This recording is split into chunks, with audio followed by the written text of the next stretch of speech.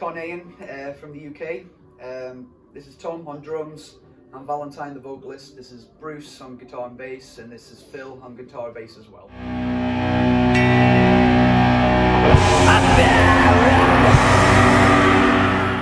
So I came across the name when I was reading a book about ancient gods to do with witchcraft.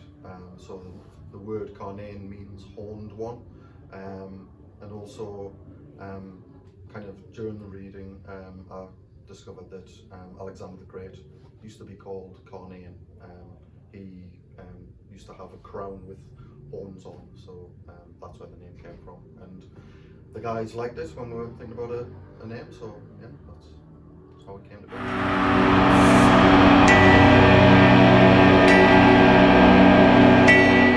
This one, with the riots, it's a bit of a complicated issue, obviously, but we do support people's right to protest peacefully. We also support people's right to freedom of expression against the government, and that's basically our primary answer on that one.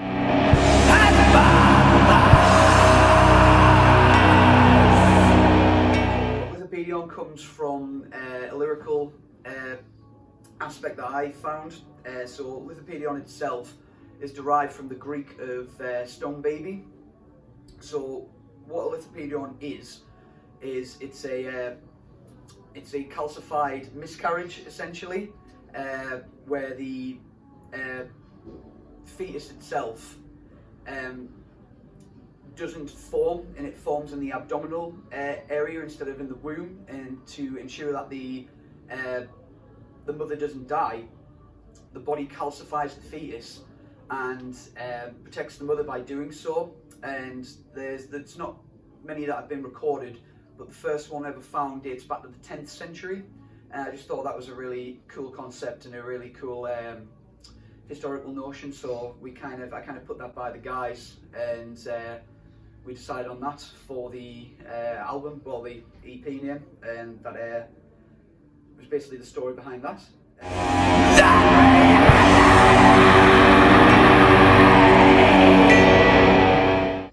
So behind the lyrics themselves, it's a different amalgamation of different things. It's not really a set theme or a set thing. Since we do a mix between death, doom and sludge, I kind of try to take into concept the things that I kind of usually done within those genres themselves.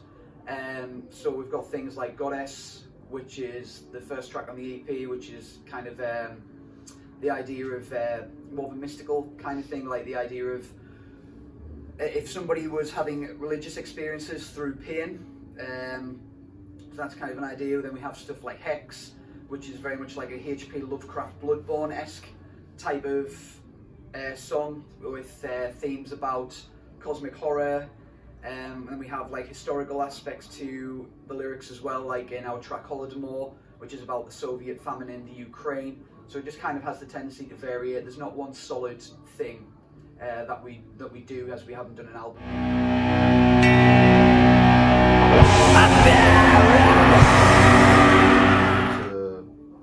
A photo that I'd taken of some kind of fungal growth, and I watched it kind of grow from just being quite small, and it kind of grew to about the size of an ear. And I just thought it was interesting. I took a picture and then put it in Photoshop and kind of did the kind of messed with the colour and enhanced the contrast and what have you.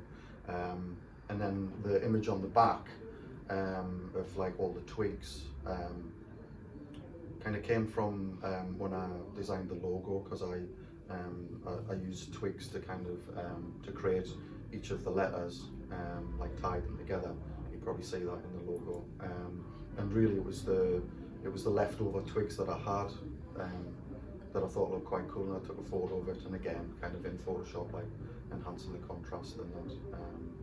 And it kind of fit in with the kind of I guess the pagan kind of Wiccan kind of origins of the name as well. So that was all kind of in keeping.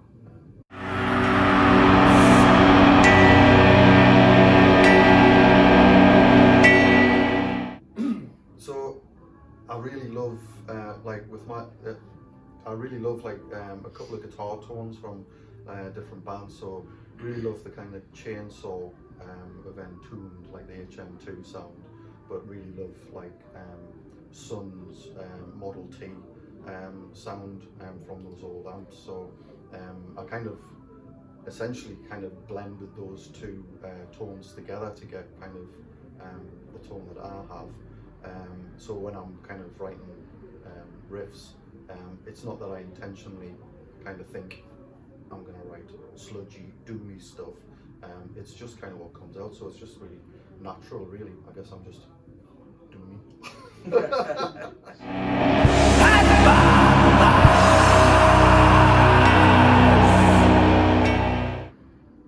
I think so. That's probably because I'm the youngest in the band and I'm an idealist and I would like to be paid to do this for the rest of my life.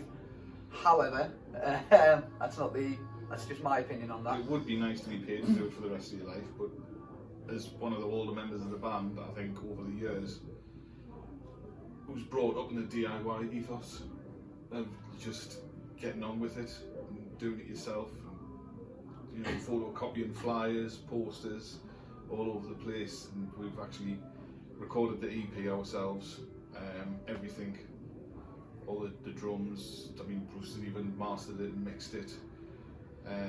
So for the time being, I think DIY is the way to go, unless somebody fancies giving us a label deal and paying us for the rest of the life. But at the minute, just plough on as we are.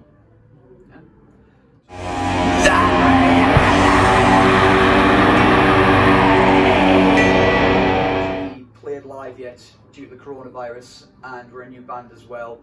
So our first gig is next year in March. So unfortunately, we can't answer that for you for the moment. However, if we do another one of these, I'm pretty sure that we'll have plenty to let you know about.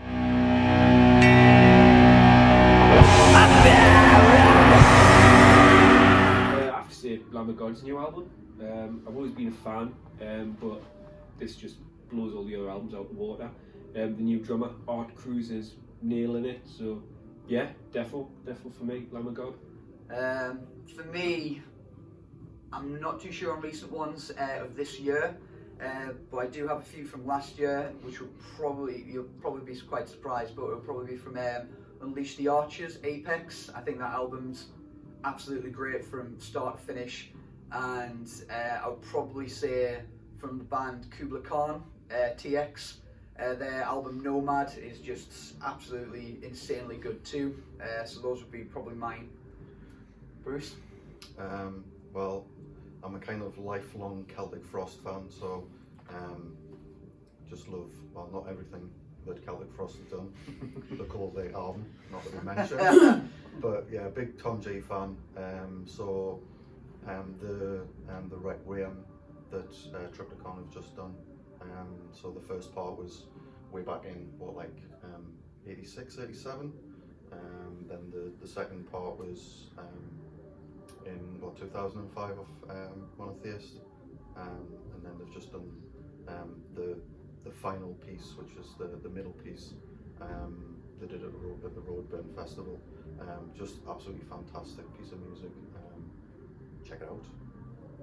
Phil?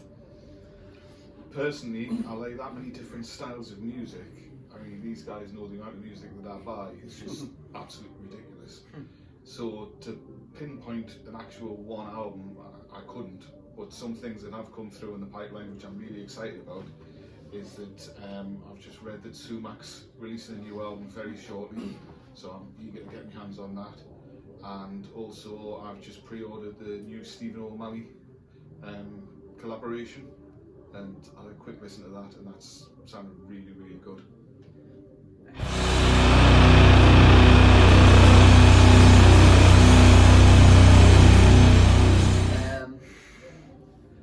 This one's a hard one to answer with the coronavirus being around. So while that's still going, just continue writing. Yeah, we've got two new songs in the bank. Currently writing another two, isn't it? Yeah, this is probably the third one, which is almost done. So yeah, I guess we'll yeah get a bunch of songs together, try and record again. Yeah. because we've got our own practice room, so we'll Yeah, probably just do it in there. I try and put out another EP. Yeah, I reckon. Yeah. Full length. Oh, full length, yeah, that would be nice. Might So- even get it recorded by the end of the year. Yeah, so hopefully we'll be able to self-release that, I guess, and just tank on and then do our first live show next week. Yeah. Yep. Should be nice. Yeah. Thank you. We are Karnayn, and thank you for tuning in. Just like to thank Goldie as well for Oh, yeah. Definitely. Goldie. for letting us use his music hub CAF. So if you're in South Shields, call in because it's great, and he's quite an interesting character. Good decor as well. So yeah, thank you very much. Cheers. Cheers.